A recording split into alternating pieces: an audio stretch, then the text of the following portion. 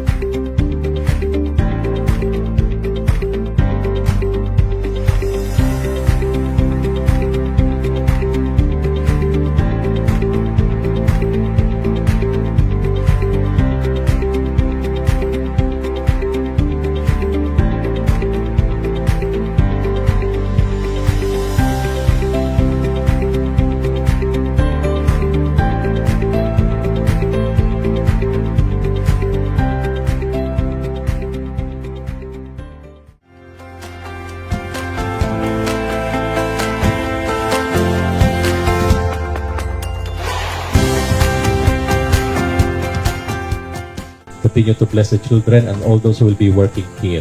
And we also ask for your blessing, Lord, for those who have been generous in us to help us in putting this building.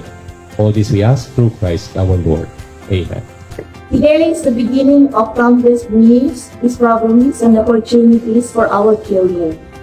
Every classroom we open, every learning school is rebuilt, and every child we nurture is an investment not only in their future, but also in the future of our organization. As National Advisor of the PNP Officers Days Club, I firmly believe that education begins with care, compassion, and community. As we bless this Sunday today, let us always renew our commitment to creating an environment where every child feels safe, inspired, and encouraged to become the best version of themselves.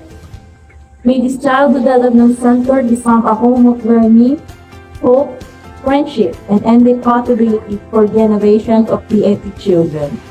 Maraming salamat po at mabuhay ang ating PNP, ang ating mga pamilya at ating kabataan.